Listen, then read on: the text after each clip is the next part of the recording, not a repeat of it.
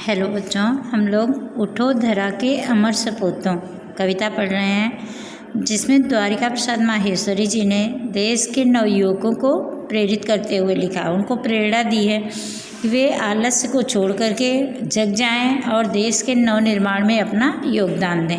तो नवयुवकों को प्रेरणा देने के लिए यह कविता लिखी है माहेश्वरी जी ने।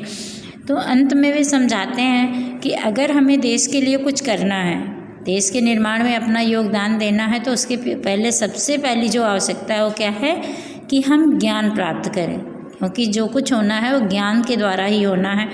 तो ऐसा उन्होंने इसलिए कहा क्योंकि जब तक हम गुलाम थे तब तक हमारी शिक्षा का भी ना तो हमारी कोई सुविधा थी शिक्षा के लिए, और ना तो उसका कोई मूल्य ही था, क्योंकि उतने ही शिक्षित होकर के अंग्रेज़ों को ऊंचे पदों पर रखा जाता था और भारतीयों को छोटे पदों पर रखा जाता था। तो इसलिए उनके अंदर वह चेतना नहीं थी। लेकिन स्वतंत्रता प्राप्ति के बाद माहेश्वरी जी ने नवयुवकों को प्रेरणा दी है कि अब तुम नवनिर्माण, इसीलिए कहा है कि अब तक जो खो गया वह तो रात के अंधेरे के समान था, लेकिन अब जब स्वतंत्रता की सुबह प्राप्त हो गई है तो अब हमें देश के नवनिर्माण में जुट जाना चाहिए। तो लिखते हैं कि सरस्वती का पावन मंदिर शुभ संपत्ति तुम्हारी है, तुम में से हर बालक इसका रक्षक और पुजारी है। सत सत दीपक जला ज्ञान के नवयुग का आह्वान करो, उठो धरा के अमर सपूतों पुनः नया निर्माण करो। सरस्वती का पावन मंदिर, पावन मतलब पवित्र मंदिर। तो सरस्वती का पवित्र मंदिर क्या होता है? विद्यालय, जहाँ पर ज्ञान की प्राप्ति की जाती है।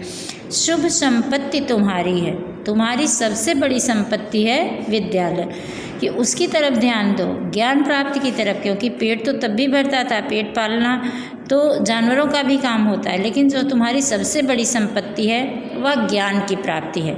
ज्ञान का मंदिर जो है विद्यालय है, उसकी तरफ ध्यान दो। और तुम में से हर बालक इसका, कि हे देश के नवयुवकों, यह किसी की अपनी संपत्ति नहीं है, किसी एक की संपत्ति नहीं है, बल्कि तुम में से हर एक बच्चा इसका रक्षक है और पुजारी है। रक्षक मतलब रक्षा करने वाला, पुजारी मतलब पूजा करने वाला। कि तुम्हारा यह उत्तरदायित्व है, तुम्हारा यह कर्तव्य है, जिम्मेदारी है कि तुम इसके नवनिर्माण में योगदान दो, इसको बढ़ाने की तरफ योगदान दो। कि अब तक चाहे शिक्षित रहे चाहे अशिक्षित रहे, लेकिन अब नए भारत का निर्माण करना है, भारत को ऊंचाई की तरफ ले जाना है। तो इसलिए तुम में से हर एक बच्चा यह दायित्व रखता है, यह जिम्मेदारी रखता है कि वह इसकी देख रेख करे, इसकी रक्षा करे, इस पर कोई आँच ना आने दे और इसकी पूजा करे, इसके प्रति आस्था और निष्ठा उसकी बनी रहे। सत सत दीपक जला ज्ञान के, और तुम्हारा यह दायित्व है, तुम्हारी यह जिम्मेदारी है कि ज्ञान का दीपक जलाओ, और एक नहीं शत सत, सत मतलब सैकड़ों, सौ दीपक, सैकड़ों दीपक जला करके ज्ञान का नवयुग का आह्वान करो। और आह्वान मतलब होता है बुलाना, तो नवयुग को बुलाओ, मतलब तुम्हारे हाथ में है कि नए युग की शुरुआत हो जाए। नया युग कौन सा? कि हम स्वतंत्रता पूर्वक जीवन यापन करें और देश के निर्माण में अपना योगदान दें। उठो धरा के अमर सपूतों पुनः नया निर्माण करो। हे धरती के वीर पुत्रों, उठ जाओ और देश के नए निर्माण में जुट जाओ। देश की उन्नति की तरफ अपना ध्यान आकर्षित करो और उसकी उन्नति में अपना सहयोग दो। कि तुम्हारा यह दायित्व है, अब तुम्हारे ऊपर कोई रोक टोक नहीं है। इसलिए हे देश के नवयुवकों, तुम्हारे हाथों में ही देश की बागडोर है। देश का भविष्य जो है वह नवयुवकों के हाथों में होता है। क्यों? क्योंकि बच्चे जो होते हैं छोटे, वे दूसरों पर निर्भर रहते हैं कि माँ बाप जैसा चाहते हैं, माता पिता जैसा आदेश देते हैं, वैसा ही करना पड़ता है। और जब वृद्धावस्था में आ जाते हैं तो भी उनका अपना ही काम कठिन हो जाता है, चलना फिरना ही कठिन हो जाता है। लेकिन जो नवयुवक होते हैं उनको एक तो शारीरिक रूप से, मानसिक रूप से हर तरह से स्वस्थ होते हैं, और दूसरी चीज़ कि उनके अंदर नया जोश उत्साह होता है, उनके अंदर किसी चीज़ का भय नहीं होता, जुनून होता है कोई काम करने का, कि कोई काम प्रारंभ करते हैं तो उसको करके ही रुकते हैं। इसीलिए नवयुवकों को देश का भविष्य कहा जाता है। तो नवयुवकों को प्रेरणा देते हुए कहा है कवि ने कि हे नवयुवकों, सरस्वती का यह पावन मंदिर जो है, पवित्र मंदिर अर्थात विद्यालय है, यह तुम्हारी सबसे बड़ी संपत्ति है।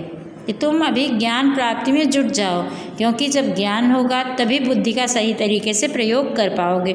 तो तुम इस विद्यालय रूप जो संपत्ति है तुम्हारी, इसमें से तुम्हारे में से हर बच्चा, हर एक नवयुवक का दायित्व है कि वह इसकी रक्षा करे और इसकी पूजा करे, पुजारी की तरह इसकी देख रेख करे। और इस विद्यालय में तुम सैकड़ों दीपक, ज्ञान के सैकड़ों दीपक जला करके नवयुग को बुला लो कि इतने ज्ञानी पैदा हो जाएं कि जो है नए युग की शुरुआत हो जाए। हमारा जो पुराना गुलामी का जीवन था वह समाप्त होकर के हम स्वतंत्र जीवन यापन करते हुए भारत के नव निर्माण में अपना योगदान दें। हे धरती के अमर पुत्रों, उठ जाओ और पुनः देश के नए निर्माण में लग जाओ। देश के नए निर्माण में, देश की उन्नति में अपना सहयोग दो। अमर सपूतों, क्योंकि सपूत मतलब कि जो पुत्र अपने परिवार की उन्नति में योगदान देता है उसे सुपुत्र कहा जाता है। तो अमर सपूतों इसीलिए कहा है कि तुम जिस प्रकार बच्चा अपने माँ के प्रति अपने उत्तरदायित्व का निर्वहन करता है, वैसे तुम्हारी भारत माँ तुम्हें बुला रही हैं। तो तुम भारत के प्रति अपने कर्तव्यों का निर्वहन करो, और अगर तुम अच्छा काम करोगे तो अमर हो जाओगे, अपने यश रूपी शरीर से अमर हो जाओगे। इसलिए हे अमर सपूतों, उठो और भारत के नव निर्माण में लग जाओ।